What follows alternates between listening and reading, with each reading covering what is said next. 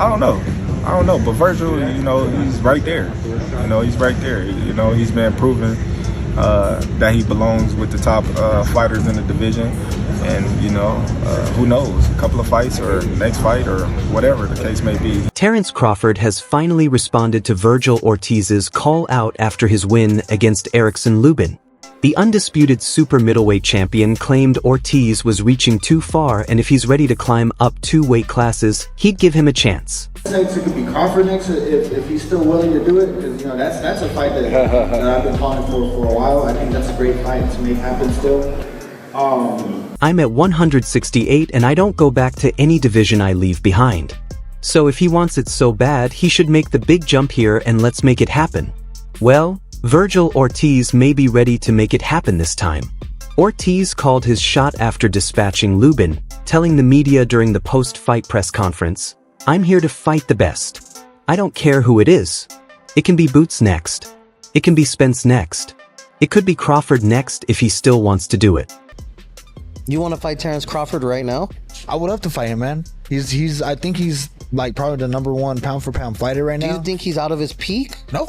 Or is he in his peak now? I think he's in his peak.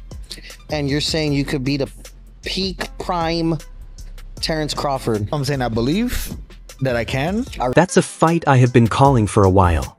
I think that's a great fight to make happen still. I'm just going to keep doing what I do the best. That is just being me. Virgil Ortiz Jr. has Terence Crawford, Jiren Andis, and more big names on his radar following his second-round knockout win against Erickson Lubin. Ortiz built on his undefeated record and is now 24-0-0 with 22 knockouts. He wants a big fight next, and fans have wanted to see him against Andis for a while.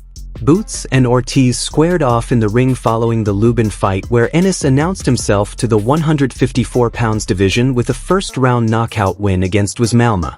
100%. I believe that I can. No, I respect him as a fighter, though. That's the thing. When I want to fight people, it doesn't mean that, oh, I don't like you. Like, let's get it on. It's more like I respect your skills, and I want to see if I can beat you. Ortiz put up an equally dominant display, arguably against a better opponent.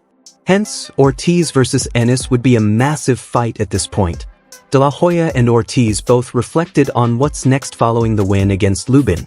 Robert Garcia believes Virgil Ortiz Jr. has more options beyond Jiren Boots and after knocking out Erickson Lubin. Division, both, it would do really good numbers on pay-per-view because they should put it on pay-per-view. I think it would do really good numbers on pay-per-view, and the gate would be...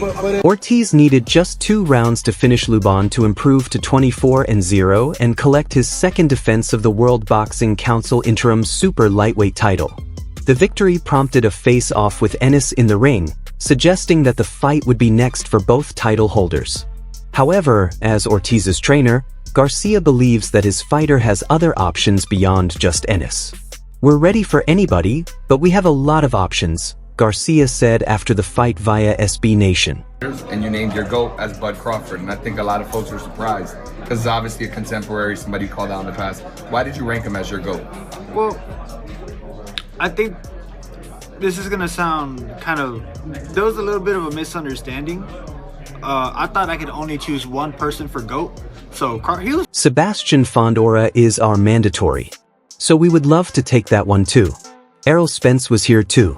Jermel Charlo was here too. Boots is here too. So any of those big fights could happen. We're ready for any of them. Ortiz owns the WBC interim 154 pounds title with Sebastian Fondora serving as the regular champion. A title unification bout makes practical sense, but Fondora remains linked with former champion Keith Thurman. Garcia believes that regardless of who Ortiz fights next, it will headline a major pay-per-view event. The renowned trainer believes his fighter has already become a pay-per-view star and is on the cusp of international superstardom. As well, and then one of those fights, Crawford was there in the corner, and you were calling him out. You were saying, "Hey, I will take a fight," because they asked you, "Hey, would you like to take a fight with Crawford?" Yeah, I would like to take a Crawford with him. And moving to today, obviously with his performance against Canelo, do you feel like a fight with Crawford is closer more than ever now? First, I'll answer the question. I think this is the perfect moment for Virgil, a Mexican-American, to become a pay-per-view star. The one everybody wants to challenge because it's the biggest fight for them. I think we got options. If it's Boots, beautiful, because that's a huge fight. So is Spence. So is Charlo. So is Fondor. So is Xander Zaz. They're all huge fights, and that makes Mexican Americans become a superstar. Eddie Hearn and Ennis were ringside to watch Ortiz Jr. versus Lubon. De La Hoya claimed they shouldn't have been there as now Boots might be afraid to take on Ortiz Jr. He said, "I'm actually skeptical because I told Eddie and Boots, don't come watch Virgil live because you are going to be afraid of what you see." The question, is this the fight that you want next? Virgil Ortiz against Gervonta Boots Ennis. I think this is the fight that has to happen, man. I think this is it. It's the best fight in boxing. I think he did a great job. He looked good. But I'm going to show the world why I'm the best in the world. And I'm going to show his team. They've been talking all crazy. I'm going to sit down with Eddie Hearn. We obviously have the upper hand because Virgil is the better man and see if we can come to terms, which I'm sure we will. De La Hoya added that Andis might look to take another tune-up fight after seeing the danger Ortiz offers. The Golden Boy added that Ortiz hopes to get what he wants financially out of a matchup against Boots, who in his own right is considered one of the best fighters in boxing today. Anyone, you know, if it's a good fight, if I feel like it's gonna be a great fight, which of course with Crawford, that's a no-brainer for sure. We got to get past this fight and we can talk about the future. World Boxing Council interim super welterweight champion Virgil Ortiz Jr. reaffirmed his explosive power by stopping Erickson Lubin just 1 minute and 30 seconds into the second round at the Dickies Arena in Fort Worth, Texas. With this victory, Ortiz extended his undefeated record and sent a crystal clear message to the rest of the division. From the opening bell, Ortiz imposed his rhythm and applied his power. Lubin managed to stay in the fight through the first round. But in the second, the Texan landed a precise combination that forced Lubin against the ropes, prompting the referee to halt the contest. Crazy, and I'm going to back it up, and I'm going to show the world why I'm the best in the world. But like I said, no one's been talking crazy, bro. Your dad is the first one that said that I was ducking. It's on video. It is on video that he said we ducked and we didn't get no offer. it don't matter. The time is now. It's that time. Let's get this money and let's make this fight. This overpowering performance once again showcased Ortiz's ability to end fights decisively. His explosive offense and precision have solidified him as one of the most feared punchers in the super welterweight division, generating anticipation for his next big step among the elite. Crawford in an interview was asked about his next move, if he and his team have decided yet. Interestingly, he revealed that he'll be fighting next in 2026. And when that happens, his opponent will likely be Dimitri Bivol, as talks have been ongoing underground. Yeah, I'm definitely not returning to 154, and I'm not going to 175. 160 is what we're planning on, and Bivol is my target right now, he said. That's the only fight for legacy right now. If you were at 168, when we think about anybody at 168 outside of Canelo, the first name that comes to anybody's mind is David Benavidez. What about the potential for a fight like that? Oh, like I said, man, that's a big dude. You know what I mean? He ain't even at 168. You know, when you look right now, it's at 175, yeah. He probably can't even make 168 no. This is contrary to what others have been calling him out for. Following Crawford's victory, Saudi Sports official Turki Alalshik suggested a potential mega fight against David Benves, asking whether the former champion could still make the 168 pounds weight limit.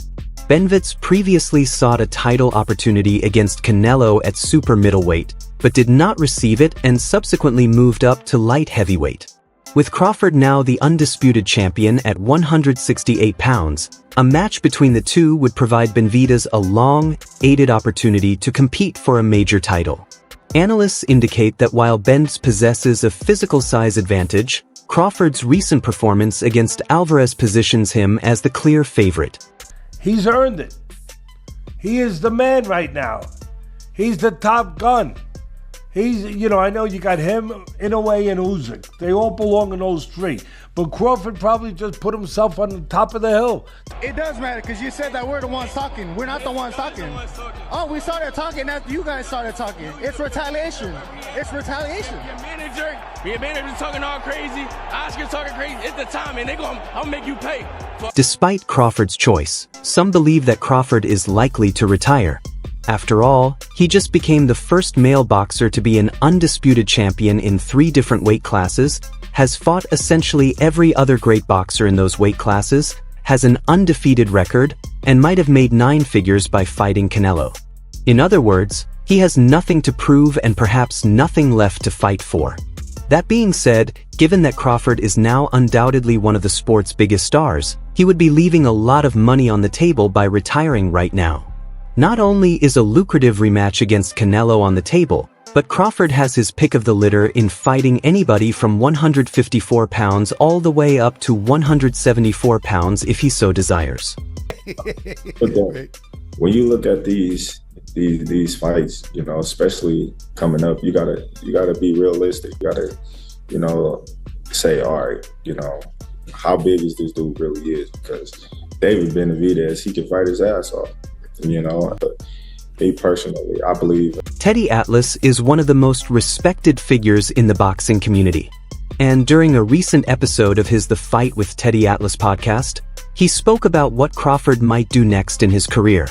The world is his and whatever he chooses, Atlas said of Crawford's next fight. He's earned it. He is the man right now. He is the top gun. Crawford probably put just himself on the pound for pound, top of the hill, top of the mountain. Now he gets to choose.